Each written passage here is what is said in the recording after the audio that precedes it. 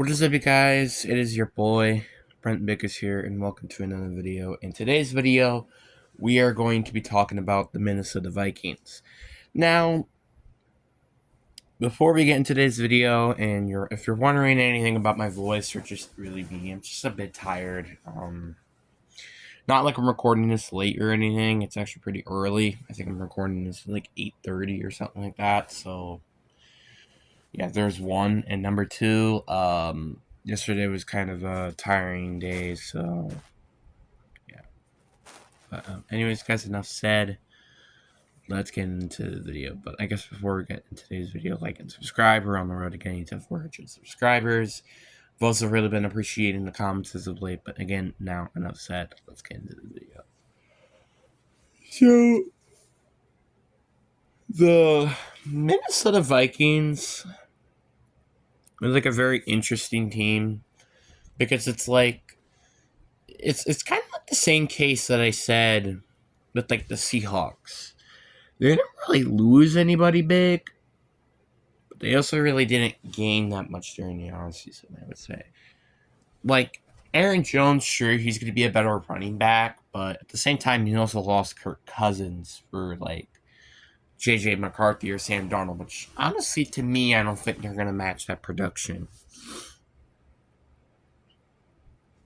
And then defensively, Delineal Hunter is gone for Vander Dyke, who I don't think will be better. I think it's really all the signings that I know on the top of my head at the moment.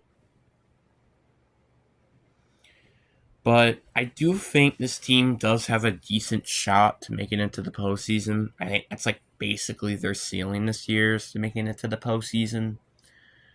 But like at worst, I would say this team probably is going to get like a top 10, top 5 draft pick.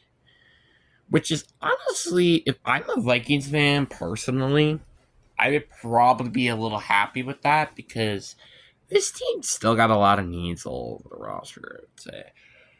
Running back long term might be one of them because they don't really have like a long term running back because Aaron Jones is like 30 now.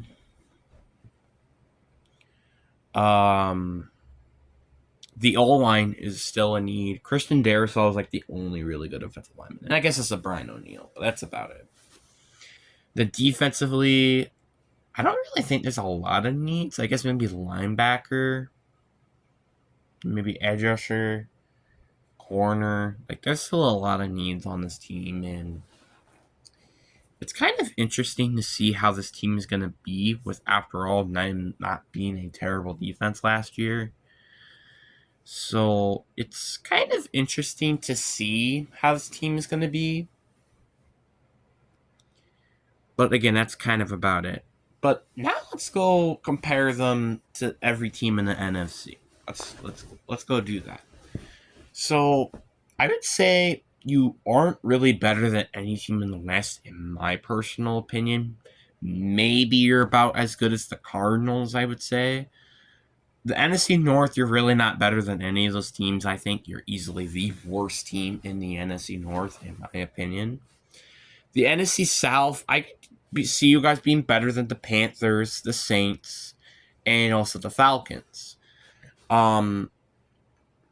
The Bucks, that also could be a maybe. So basically, you might be better than every team in the NFC South.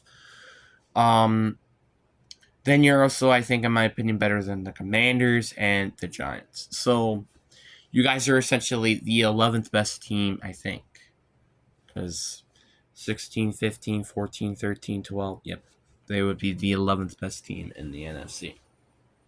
Which is not terrible. And again, it's more of a, I would say, a learning year for a lot of people, for a lot of the people on their team, like Andrew Van Dyke, for him learning the playbook. Dallas Turner. Actually, speaking of which, they actually had a pretty good draft, I'm not gonna lie. The fact that they had to trade up and get a ton of they traded away a ton of draft picks just to move up to get J.J. McCarthy was really nice. Then they also got Dallas Turner, which I thought was a pretty good pick. Like I mean, I am a little salty that now my team Seahawks didn't draft him, and the Vikings ended up doing it. But like, he was the best defensive player in this draft, so that might be a pretty good player, maybe sneaky defensive player of the year for rookie defensive player of the year. Why did I say defensive player of the year? That's weird. But I mean, like, this team is really good. It's just like the quarterback situation is a bit concerning. The corner situation is a bit concerning. I don't really have a lot else to say. Their division is also not that easy. You're, in my opinion, probably the toughest division in the entire division. Because I honestly, again, the Packers, they're a borderline Super Bowl contender. Lions are Super Bowl contenders, but to me, borderline. Bears could maybe make a Super Bowl run. Maybe. Just maybe. Like, I think that's not their ceiling, though. I think their ceiling would be, like, winning a playoff game. So you're kind of in a very tough division. So I do imagine, though, they are probably going to split the series with the Packers and the Bears because they usually do that every year. Um, so, I mean, at least you're already getting like two of some of the toughest games with wins. So that's actually really good.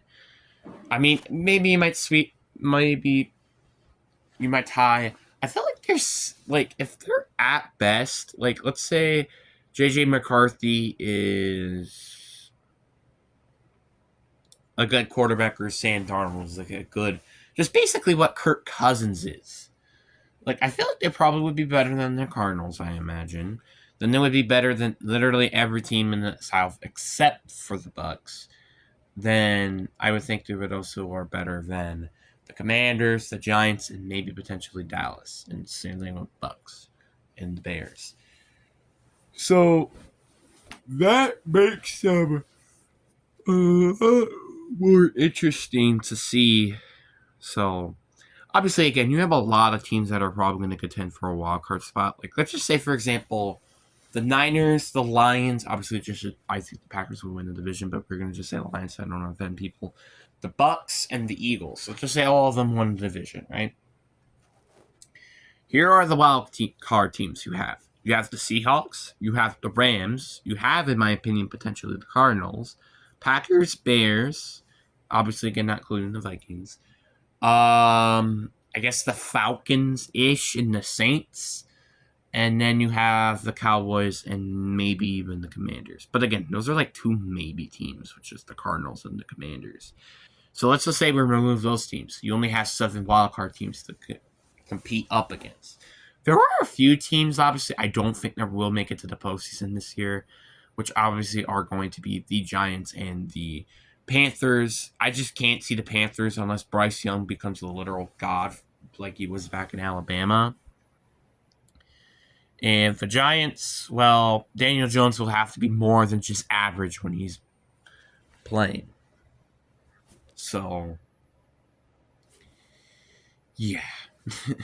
So you're starting to get the point of why I kind of like. And again, Nancy is not that hard. And also, again, you got the Bears, which you have no idea what that quarterback situation. The Rams, I'm having them expect for a down year. Falcons, I think, are pretty overrated. The Seahawks may not be as good as I've been thinking that they will be from their schedule. The Cowboys could completely fall apart for some reason. The Saints could just also suck, kind of like they've kind of just been.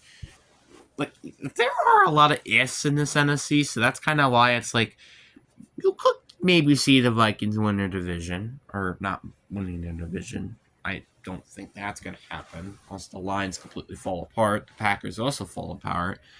And the Bears are just made to start off their first year with Caleb Williams. So, yeah. Because, like, again, like I said, I think the Vikings are easily the worst team in the North.